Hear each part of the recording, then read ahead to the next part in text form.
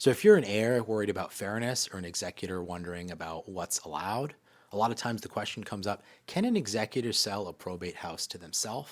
The answer is sometimes, but it's very tightly controlled. If you're new here, my name is Nate Clark. I'm a probate-focused realtor here in Texas. I help families, heirs, and executors navigate decisions and sell inherited property every week here in Central Texas. This is an interesting question that doesn't come up all the time, but it's very important to understand what is allowed and what isn't allowed. So here's the core principle that governs everything.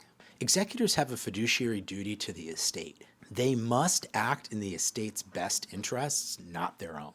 That duty makes selling the house to themselves possible in limited situations, but highly scrutinized. So why is this a sensitive issue?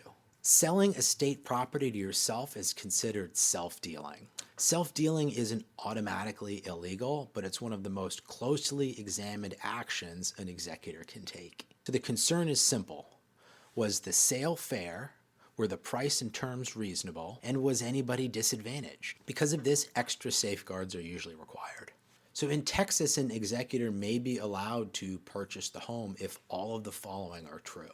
The will explicitly allows it, or the probate court approves the transaction. Price reflects fair market value. The process is transparent, and no other heirs are harmed. Without these protections, the sale can be challenged. So there's typically a couple things that have to happen first. In practice, a safe executor to self sale usually involves professional opinion of value, like an appraisal, full disclosure to all heirs, court approval or written consent, and clear documentation.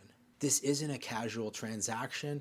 It is a clear, well-documented process. So there are some instances when an executor cannot sell to themselves.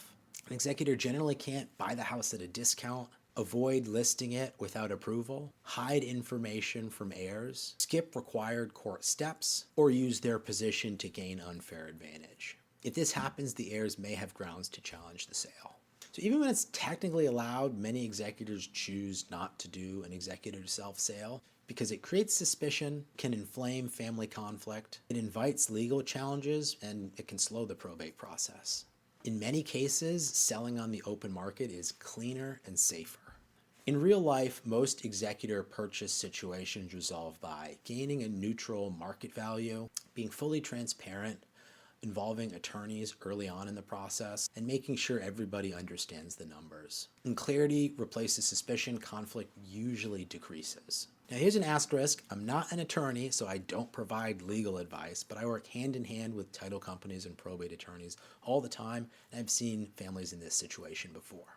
So if you're dealing with a probate sale and you have questions about executor authority or a self-purchase and what that would look like, understanding the rules early can prevent major problems later on. If you're in Texas and you want help understanding the real estate side of the probate sale, whether that's market values, repairs, what your next steps look like, I'm happy to assist whenever it would be helpful to you. And I've put all my contact information in the description down below.